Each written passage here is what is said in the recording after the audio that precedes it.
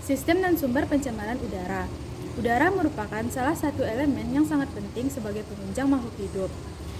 Untuk definisi sistem pencemaran udara, itu merupakan suatu sistem di mana terdapat kehadiran satu atau lebih substansi fisik, kimia, atau biologi di atmosfer dalam jumlah yang dapat membahayakan kesehatan manusia, hewan, dan tumbuhan, mengganggu estetika dan kenyamanan, atau merusak properti. Kemudian untuk definisi sumber pencemaran udara merupakan penyebab terjadinya pencemaran udara baik dari faktor alam maupun dari kita sebagai manusia. Selanjutnya kita akan beralih kepada sistem pencemaran udara, di mana saya akan menjelaskan bagaimana udara yang kotor itu bisa sampai kepada reseptor. Yang pertama itu ada sumber emisi dan terdapat dua bagian, yaitu antrogenik dan biogenik, di mana antrogenik itu merupakan ulah dari manusia dan biogenik itu karena faktor dari alam. Kemudian sumber emisi tersebut dapat mencemari atmosfer dengan menggunakan metode dilusi, reaksi, dan lain-lain, sehingga berdampak kepada reseptor, yaitu kita sebagai manusia, tumbuhan, hewan, dan juga material. Sistem pencemaran udara. Sistem pencemaran udara ini bersumber dari antropogenik kendaraan bermotor, industri, PLTU, yang terdapat emisi pencemaran yang berbahaya, seperti NH3, karbon monoksida, hidrokarbon, dan lain-lain. Adapun jalur penyebarannya melalui meteorologi, seperti dispersi dan transportasi PLTU, perkotaan, awan, hujan yang terjadi di udara ambien.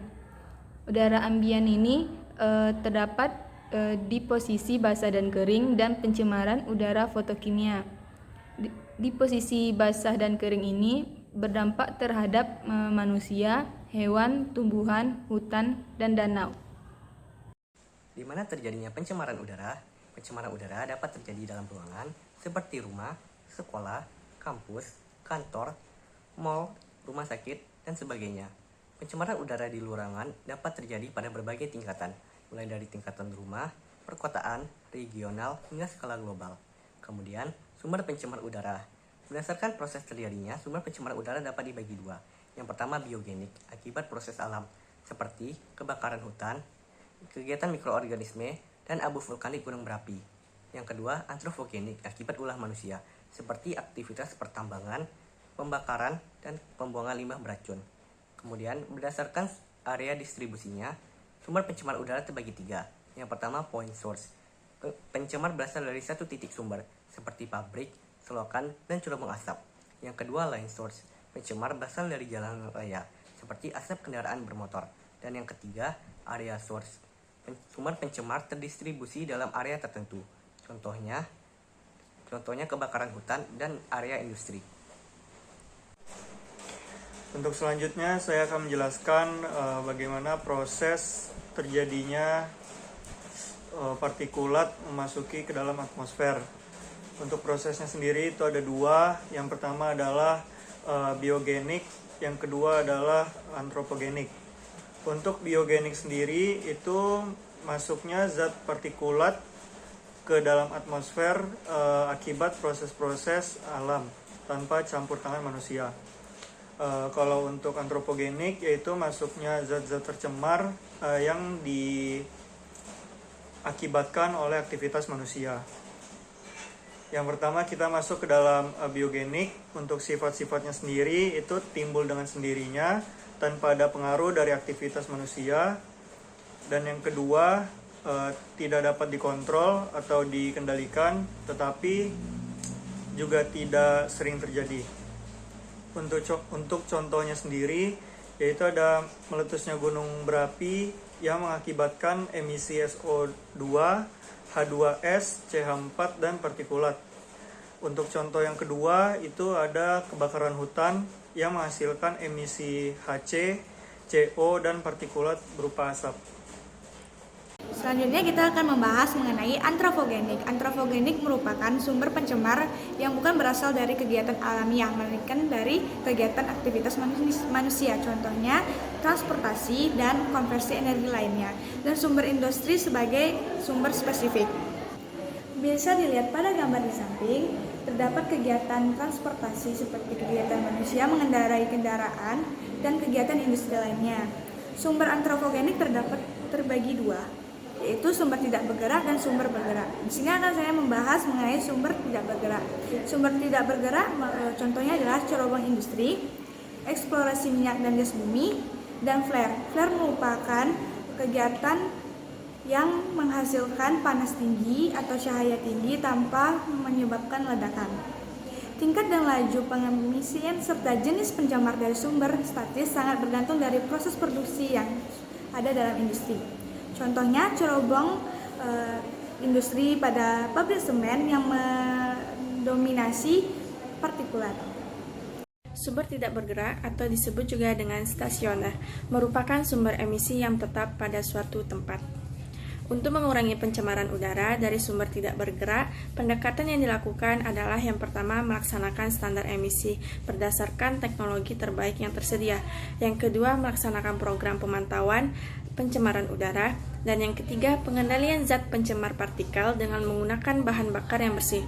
Dan keempat, meningkatkan penggunaan gas alam. Sumber tidak bergerak ini seperti cerobong industri kimia, eksplorasi minyak dan gas bumi, dan cerobong PLTU batu bara. Selanjutnya sumber bergerak yang merupakan sumber emisi yang bergerak atau tidak tetap pada suatu tempat yang berada dari kendaraan bermotor.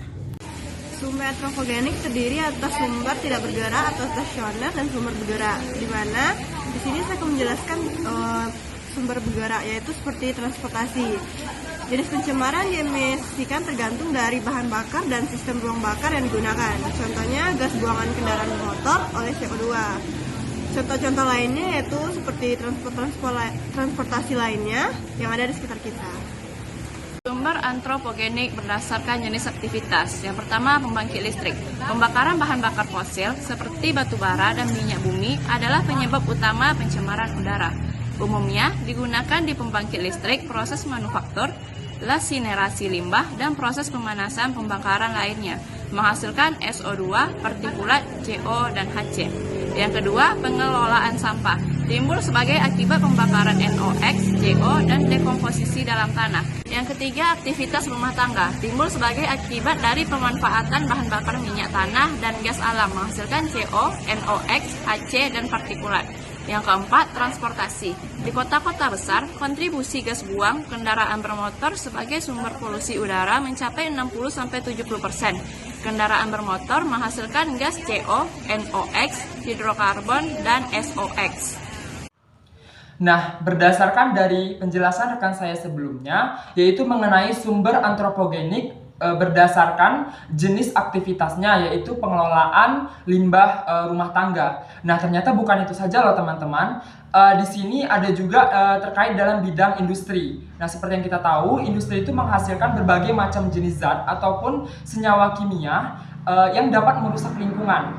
Nah, di sini Ilham akan menjelaskan 3 jenis zat itu. Yang pertama itu ada klor. Nah, seperti yang kita tahu, klor ataupun klorin itu merupakan senyawa ataupun zat kimia yang biasa digunakan sebagai desinfektan. Nah, biasanya dalam perindustrian itu sendiri, klor ini sendiri itu digunakan untuk pembersihan rumah tangga. Nah, sebenarnya apa sih manfaat dari klorin ini sendiri? Nah, jadi manfaatnya itu ialah untuk menghambat ataupun menghentikan perkembangbiakan baik itu virus ataupun bakteri serta berbagai jenis mikroba lainnya. Nah, dengan berbagai macam manfaat itu sendiri, nah kira-kira apa sih dampak atau resikonya terhadap lingkungan? Nah, jadi resikonya terhadap lingkungan jika adanya klorin secara berlebihan ini sendiri ialah rusaknya lapisan ozon akibat terpapar dari klorin ini. Nah, yang kedua itu ada aluminium. Nah, kira-kira apa sih dampak aluminium itu sendiri terhadap lingkungan? Nah, seperti yang kita ketahui, aluminium itu sendiri itu dapat bereaksi dengan cepat dengan unsur fosfat. Nah, unsur fosfat ini sendiri itu merupakan unsur alam yang sangat penting bagi kelestarian baik itu makhluk hidup atau biotik maupun unsur-unsur pendukungnya atau yang kita sebut dengan abiotik. Nah, jika aluminium ini terpapar dalam jumlah besar, baik itu ke badan perairan, itu akan mengakibatkan jumlah fosfat itu terus-menerus berkurang. Nah, kira-kira apa sih akibatnya? Nah, itu akan mengakibatkan kurangnya kelestarian dari baik itu badan air ataupun tanah yang ada unsur fosfatnya itu sendiri. Nah, yang terakhir itu ada amonium ataupun amoniak.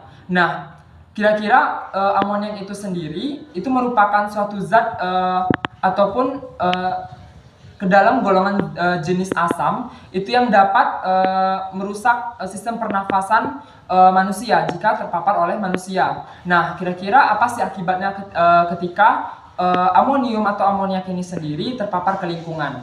Nah, ketika amoniak berdasarkan distribusi ruang. Pertama, sumber titik. Sumber pencemaran dari titik-titik tertentu di sepanjang badan air atau sungai. Sumber pencemaran ini dapat diketahui pasti lokasi pencemar. Biasanya pencemar berasal dari limbah cair industri. Kedua, sumber garis.